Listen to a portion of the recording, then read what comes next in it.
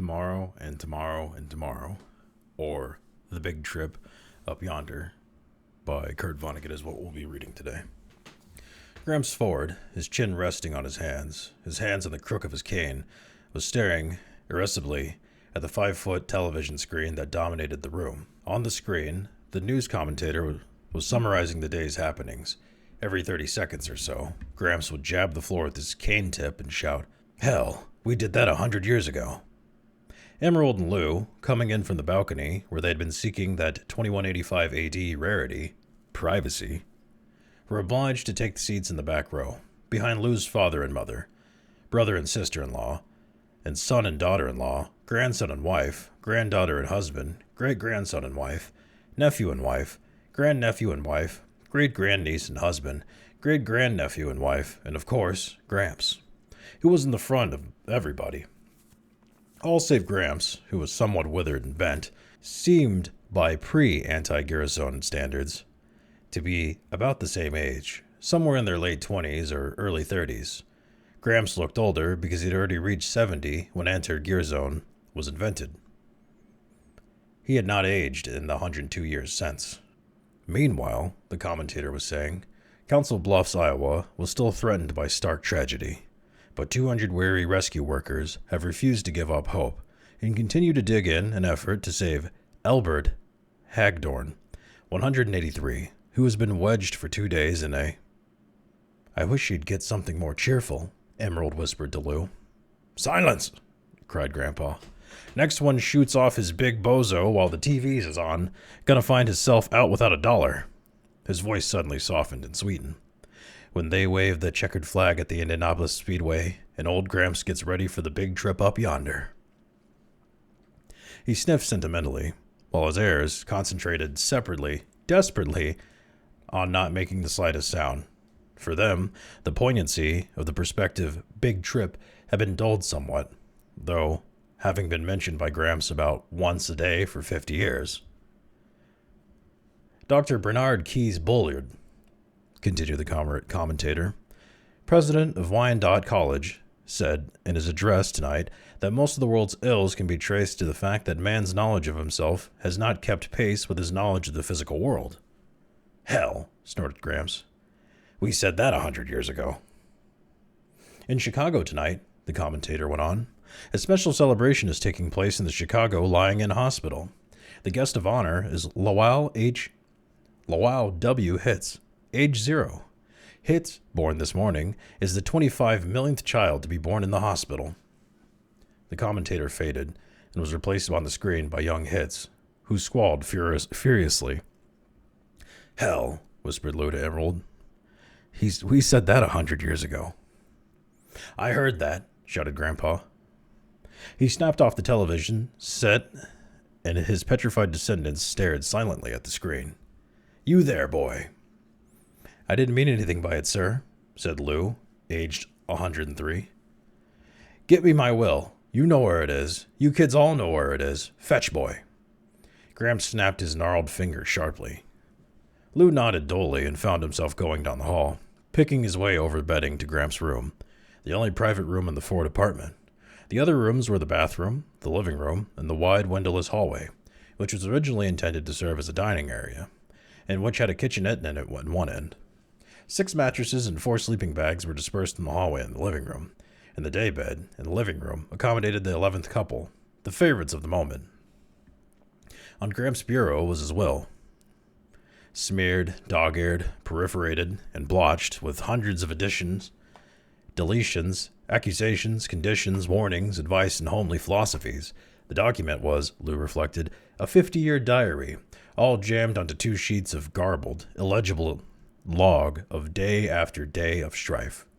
This day, Lou would be disinherited for the 11th time, and it would take him perhaps 6 months of impeccable behavior to regain the promise of a share in the estate, to say nothing of the daybed in the living room for Emmon himself. "Boy," cried Gramps. "Coming, sir." Lou hurried back into the living room and handed Gramps the will. "Pen," said Gramps. He was instantly offered 11 pens, 1 from each couple.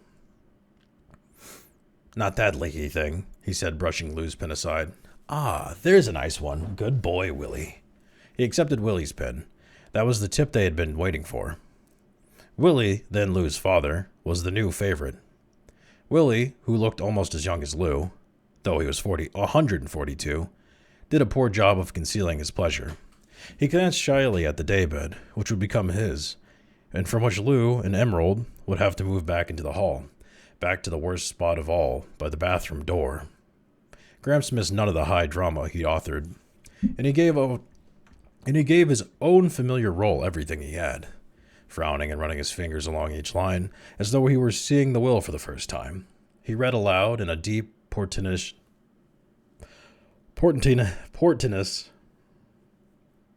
Gramps did none of the high drama he'd authorized, and he gave his own familiar role everything he had, frowning and running his fingers along each line, as though he were seeing it for the will for the first time. He read aloud in a deep, portentous monotone, like a bass note on a cathedral organ. I, Harold D. Ford, residing in Building 257 of Alden Village, New York City, Connecticut, do hereby make, publish, and declare this to be my last will and testament, revoking any and all former wills and codicils by me at any time heretofore made. He blew his nose importantly and went on, not missing a word, and repeating for emphasis, repeating in particular his ever more elaborate specifications for a funeral. At the end of these specifications, Gramps was so choked with emotion that Lou thought he might have forgotten why he'd brought out the will in the first place. But Gramps heroically brought his powerful emotions under control, and after erasing for a full minute, began to write and speak at the same time. Lou could have spoken his lines for him. He had heard them so often. I've had many heartbreaks, ere leaving this vale of tears for a better land, Gramps said and wrote, but the deepest hurt of all has been dealt me by. He looked around the group, trying to remember who the malefactor was. Everyone helpfully looked at Lou, who held up his hand resignedly. Gramps nodded, remembering, and completed the sentence. My great-grandson, Louis J. Ford. Grandson, sir, said Lou. Don't quibble. You're in deep enough now, young man, said Gramps, but he made the change, and from there he went without a misstep through the phrasing of the inheritance, for which were disrespectfulness and quibbling. In the paragraph following, the paragraph that had belonged to everyone in the room, at one time or another, Lou's name was scratched out and Willie's substituted as heir to the apartment, and the biggest plume of all, the double bed in the private bedroom. So, said Grandpa, beaming, he erased the date at the foot of the will and substituted a new one, including the time of day. Well, time to watch the McGarvey Family. The McGarvey Family was a television serial that Grandpa had been following since he was 60, or for a total of 112 years. I can't wait to see what's going to happen next, he said. Lou detached himself from the group and lay down on his bed of pain by the bathroom door, wishing Em would join him, who was wondering where she was. He dozed for a few moments until he was disturbed by someone stepping over him to get into the bathroom. A moment later, he heard a faint gargling sound, as though something were being poured down the wash basin drain. Suddenly it entered his mind that Em had cracked up, and that she was doing something drastic about Gramps. Em? He whispered through the panel. There was no reply, and Lou pressed against the door. The worn lock, whose bolt barely engaged in its socket, held for a second, and then the door swung inward. Morty! Gasped Lou. Lou's great-grandnephew, Mortimer, who had just married and brought his wife home to the Ford menage, looked at Lou with consternation and surprise. Morty kicked the door shut, but not before Lou had a glimpse of what was in his hand. Gramps' enormous economy-sized bottle of anti-gerasone, which had apparently been half emptied, and which Morty was refilling with tap water. A moment later, Morty came out, glared defiantly at Lou, and brushed past him wordlessly to rejoin his pretty bride. Shocked, Lou didn't know what to do. He couldn't let Gramps take the mouse-trapped anti-gerasone, but he was warned Gramps about it. But if he warned Gramps about it, Gramps would certainly make life in the apartment, which was merely insufferable now, harrowing. Lou glanced into the living room and saw that the Fords, Emerald among them were momentarily at rest, relishing the botches that the McGarveys had made of their lives. Stealthily, he went into the bathroom, locked the door as well as he could, and began to pour the contents of Gramps' bottle down the drain. He was going to refill it with full-strength anti-gerasone from the 22 smaller bottles on the shelf. The bottle contained a half-gallon, and its neck was small, so it seemed to Lou that the emptying would take forever, and the almost imperceptible smell of anti-gerasone, like the Worcestershire sauce, now seemed to Lou, in his nervousness, to be pouring out into the rest of the apartment through the keyhole and under the door. The bottle gurgled monotonously. Suddenly, up came the sound of music from the living room, and there were murmurs and scraping of chair legs on the floor. "Thus ends," said the television announcer, "the 29,121st chapter in the life of your neighbors and mine, the McGarveys." Footsteps were coming down the hall. There was a knock on the bathroom door. "Just a sec," Lou cheerily called out. "Just a sec." Desperately, he shook the big bottle, trying to speed up the flow. His palms slipped on the wet glass, and the heavy bottle smashed on the tile floor.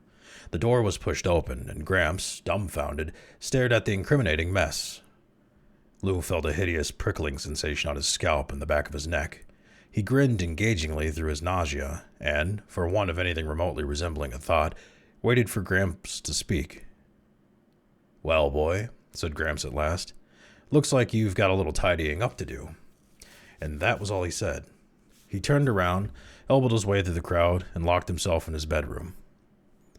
The Fords contemplated Lou in incredulous silence a moment longer, and then hurried back to the living room, as though some of his horrible guilt would taint them too if they looked too long. Morty stayed behind long enough to give Lou a quizzical, annoyed glance. Then he also went into the living room, leaving only Emerald standing in the doorway. Tears streamed over her cheeks. "Oh, you poor lamb. Please don't look so awful. It was my fault. I put you up to this with my nagging about Gramps." "No," said Lou, finding his voice. "Really, you didn't. Honest, Em, I was just—" "You don't have to explain anything to me, hon. I'm on your side no matter what." She kissed him on one cheek and whispered in his ear. "It would have been murder, hon. It wouldn't have killed him. It wasn't— I'm sorry, I read that wrong. It wouldn't have been murdered, hon. It wouldn't have killed him. It wasn't such a terrible thing to do. It just would have fixed him up so he'd be able to go any time. God decided he wanted him." "What's going to happen next, Em?" said Lou hollowly. "What's he going to do?" Lou and Emerald stayed fearfully awake almost all night, waiting to see what Gramps was going to do. But not a sound came from the sacred bedroom. 2 hours before dawn, they finally dropped off to sleep. At 6 o'clock, they arose again, for it was time for their generation to eat breakfast in the kitchenette. No one spoke to them. They had 20 minutes in which to eat, but the reflexes were so dull by the night that they had hardly swallowed 2 mouthfuls of egg-type processed seaweed before it was time to surrender their places to their son's generation.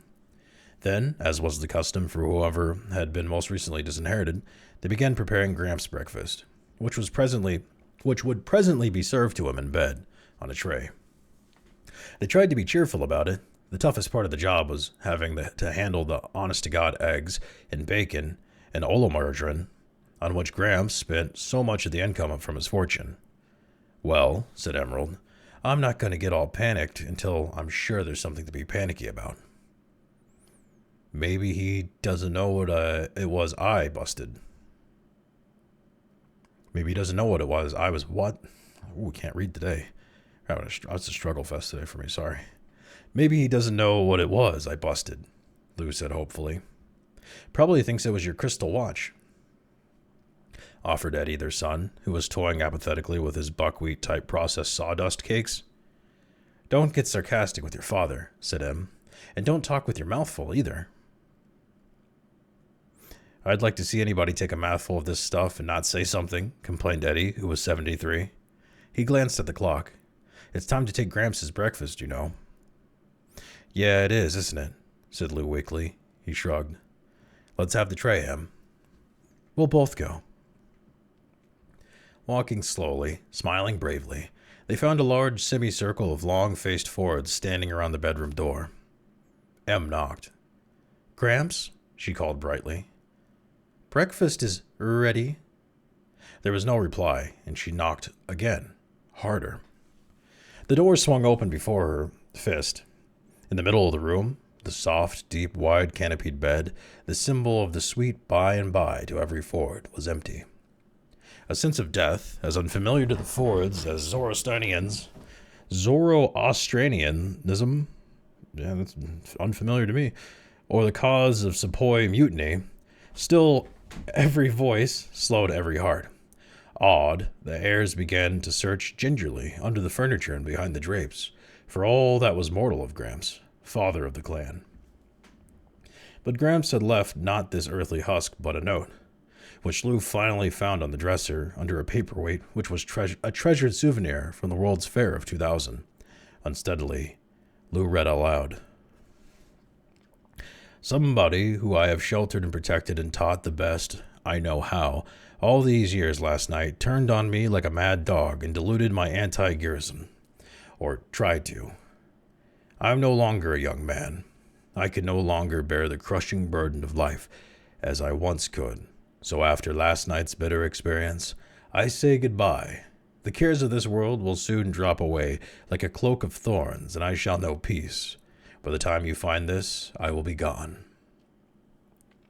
Gosh, said Willie brokenly. He didn't even get to see how the 5,000-mile speedway was going to come out. Or the Solar Series, said Eddie, with large mournful eyes. Or whether Mrs. McGarvey got her eyesight back, added Morty.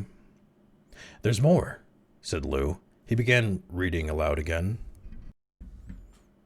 I, Harold D. Ford, etc., do hereby make, publish, and declare this to be my last will and testament, revoking any and all former wills and codicils by me at any time heretofore made.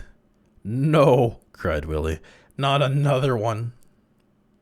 I do stipulate, read Lou, that all my property, and who whatsoever kind and nature, not be divided, but do devise and bequeath it to be held in common by my issue, without regard for generation, equally shared and share alike.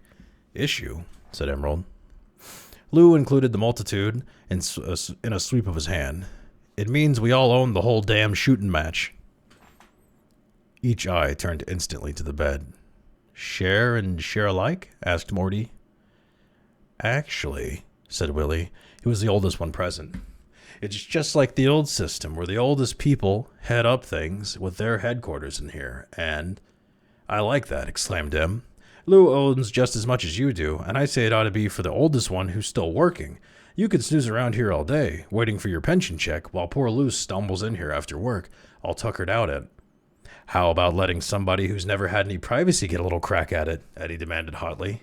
Hell, you old people had plenty of privacy back when you were kids. I was born and raised in the middle of the goddamn barracks in the hall. How about... Yeah, challenged Morty. Sure, you all had it pretty tough, and my heart bleeds for you, but try honeymooning in the hall for a real kick. Silence, shouted Willie imperiously. The next person who opens his mouth spends the next 6 months by the bathroom. Now clear out of my room. I want to think. A vase shattered against the wall, inches above his head. In the next moment, a free-for-all was underway, with each couple battling to eject every other couple from the room. Fighting coalitions formed and dissolved with the lightning changes of the tactical situation. Em and Lou were thrown into the hall, where they organized others in the same situation and stormed back into the room. After 2 hours of struggle, with nothing like a decision in sight, the cops broke in, followed by television cameramen from mobile units. For the next half hour, patrol wagons and ambulances hauled away Fords, and then the apartment was still and spacious. An hour later, films of the last stages of the riot were being televised to 500 million delighted viewers on the eastern seaboard. In the stillness of the 3-room Ford apartment on the 76th floor of Building 257, the television set had been left on. Once more the air was filled with the cries and grunts and crashes of the fray, coming harmlessly now from the loudspeaker. The battle appeared on the screen of the television set in the police station, where the Fords and their captors watched with professional interest. Em and Lou in adjacent 4x8 cells were stretched out peacefully on their cots. Em, called Lou through the partition, you got a wash basin all of your own, too? Sure. Wash basin, bed, light, the works. And we thought Gramps' room was something. How long has this been going on? She held out her hand. For the first time in 40 years, hon. I haven't got the shakes. Look at me. Cross your fingers, said Lou. The lawyer's going to try to get us a year. Gee, Em said dreamily. I wonder what kind of wires you'd have to pull to get put away in solitary. All right, pipe down, said the turnkey, or I'll toss the whole kit and caboodle of you right out. And the first one who lets out to anybody outside how good jail is ain't ever getting let back in. The prisoners instantly fell silent. The living room of the apartment darkened for a moment as the riot scenes faded on the television screen, and then the face of the announcer appeared, like the sun coming from behind a cloud. And now, friends, he said, I have a special message from the makers of anti-gerasone, a message for all you folks over 150. Are you hampered socially by wrinkles, by stiffness of joints and discoloration or loss of hair, all because these things came upon you before anti-gerasone was developed? Well, if you are, you need no longer suffer, need no longer feel different and out of things. After years of research, the medical sciences have now developed super anti-gerasone. In weeks, yes, weeks, you can look and feel and act as young as your great-great-great-grandchildren. Wouldn't you pay $5,000 to be indistinguishable from anybody else? Well, you don't have to. Safe, tested super anti-gerasone costs you only a few dollars a day. Right now for your free trial carton, just put your name and address on a $1 postcard and mail it to Super, Box 500,000, Schnedecke, New York. Have you got that? I'll repeat it. Super, Box 500,000.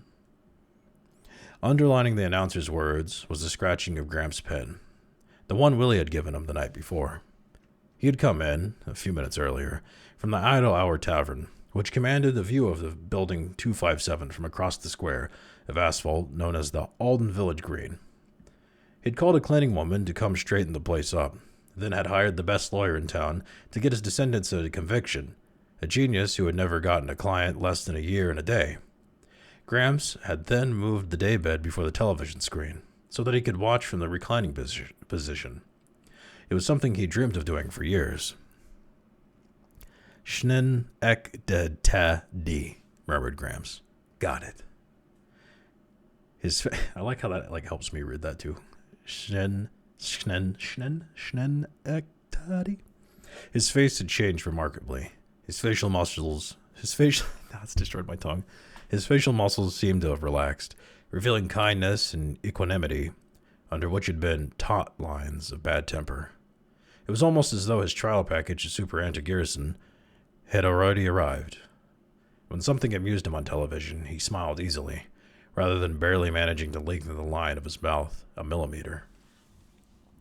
Life was good. He could hardly wait to see what was going to happen next.